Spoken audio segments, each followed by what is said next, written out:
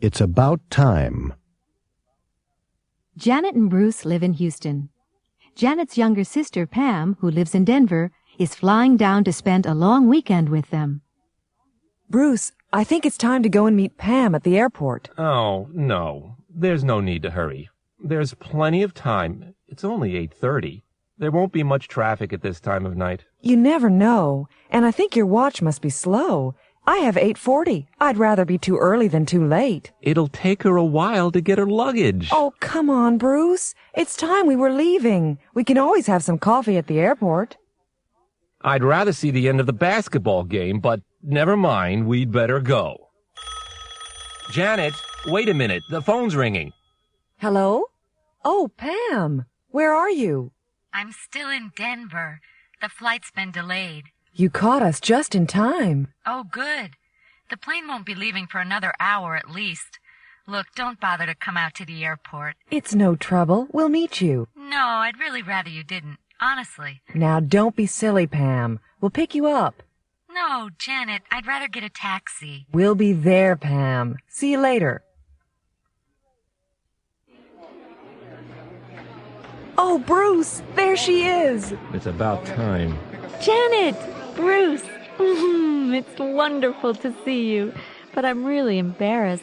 It's almost 12:30. Well, we couldn't let you find your own way. Not at this time of night. Do we have to wait for the luggage, or is that all you have?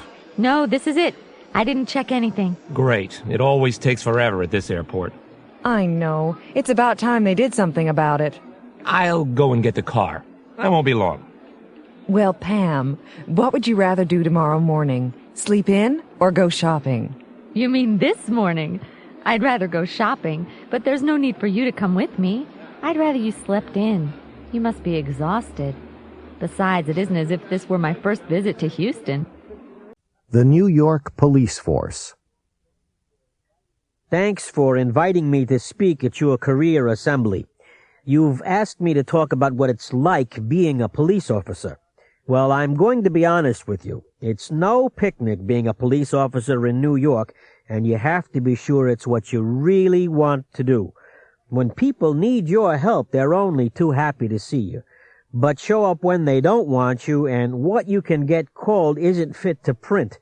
You arrive for work and have no idea what the day will bring. A traffic accident or a murder, an armed robbery or a false alarm, a request for directions or a drug overdose. I get asked about treatment for sick canaries, Social Security payments, politics, and prison visits. I have to deal with family conflicts. I get anonymous threatening letters and phone calls, and a lot of times I recognize who they're from. I rarely complete a holiday shift, especially Christmas, without having to report a suicide, usually caused by loneliness. Every day there are drunks, fights, bodies, demonstrations, the brutal and the brave, the villains and the victims, the haters and the lovers, and the just plain indifferent. It isn't easy. What kind of person measures up to such a job? Any one of you. There's no minimum height requirement. You can be tall or short. But regardless of your height, you're obviously no good if you don't have the stature for the job. This means having concern for people, a real sense of fair play, and common sense. And if you don't have a sense of humor, forget it. These qualities are more important than qualifications, although you need some of those too. You have to be a high school graduate and at least 20 years old to get into the police academy. And those exams are tough. First, you have to pass a written exam. If you make it through that, you have to take a physical exam, and you'd better be in good shape. If you pass that, you go to the police academy for 6 months. Now, the pay starts at about $26,000 a year. And believe me, you'll earn every penny of it.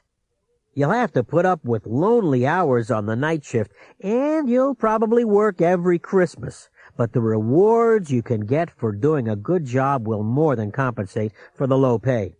If I haven't dimmed your enthusiasm and you're still interested, you can do 2 things. First, Read a few books written by ex-cops. They'll tell you plenty. And also, get in touch with the Department of Personnel, 55 Thomas Street, New York, New York.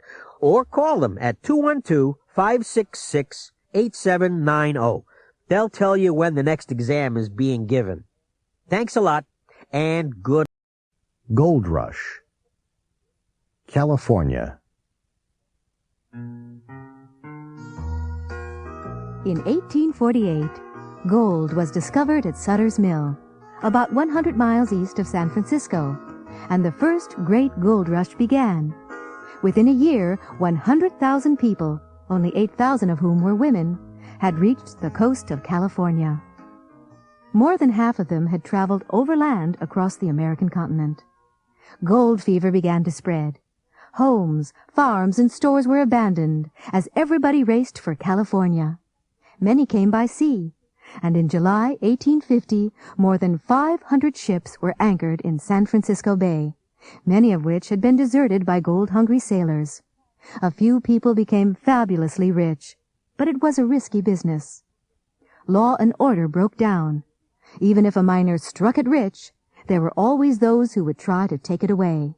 Gamblers, outlaws, thieves, and saloon keepers. Australia. The next major gold rush occurred in 1851, when gold was struck in New South Wales, Australia. This led to another stampede, and many rich finds were made. Other discoveries were made in Victoria and Kalgoorlie, Western Australia. In some places, massive nuggets of gold were found accidentally, just lying on the ground. The Welcome Stranger nugget, which was found in 1869, weighed almost 173 pounds, 78.47 kilos. The Yukon. Perhaps the most difficult conditions were experienced by those prospectors who braved the Canadian winters to win gold from the Yukon and Klondike rivers. On August 16, 1896, 3 prospectors struck gold in Bonanza Creek, a tributary of the Klondike River, and then in a second creek which was named El Dorado. In the Yukon, gold was obtained by washing gravel from riverbeds, and soon as much as $800 worth of gold was being taken from a single pay of dirt. Within a year, Dawson had grown from nothing to a town of 30,000 people. Everybody who entered the country had to carry a year's supply of food and mining equipment over steep and frozen mountain passes. Horses and donkeys died in the ice and snow, but the people kept on going. It is estimated that of the 100,000 people who set out for the Klondike, fewer than 40,000 actually arrived. Only 4,000 ever found gold, and very few of these became rich. South Africa. By the turn of the century, gold had been found in South Africa, and this laid the foundation for the world's largest gold mining industry. Today, South Africa accounts for 70% of world gold production.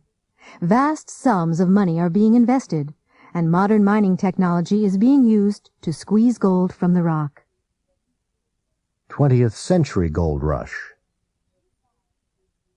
New finds are being made in the former Soviet Union, Saudi Arabia, and the United States. The largest single mine in the world was discovered in Uzbekistan, then a Soviet republic, in 1958. However, in spite of recent finds, modern-day gold rushes are usually confined to speculation on the gold markets of Zurich, London, and New York. At times of economic uncertainty, investors rush hysterically to buy gold, and the price soars, often only to fall back again. Gold fever is in many ways irrational, but historically, gold has always held its value, and it is likely that in an uncertain world, it will continue. The circus is coming. Good morning. This is What's New, Portstown, Delaware's favorite radio talk show. I'm your host, John Barca. In the studio with me is Sandy Farnham, the daughter of famous circus owner T.P. Farnham. Sandy, the circus will be here in Portstown for 2 weeks. That's right, isn't it? Yes, that's right, John. We open tomorrow for 2 weeks. Has the circus arrived yet, Sandy? No, not yet. It's on the road somewhere between New Jersey and here. I suppose there's a lot to be done between now and the first show. Yes, I've already been here for 3 days. There were all the advance arrangements to be made. It's like preparing for a small invasion, I guess you could say.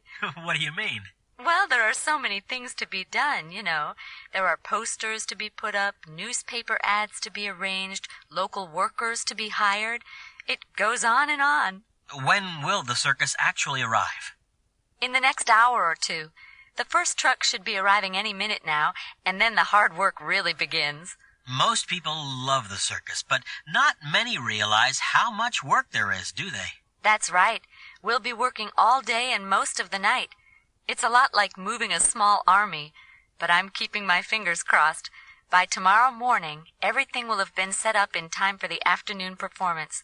But first, there's the big parade down Main Street at 11:30. Don't forget to come out and see us. Thank you, Sandy, for coming in to talk to us. Now, don't forget, folks, the big circus parade will start from the pier at 11:30, go along Main Street past the high school, and end in Lincoln Park. Farnham Circus will be in town for 2 weeks, until August 28th. Now, for our next guest, we have a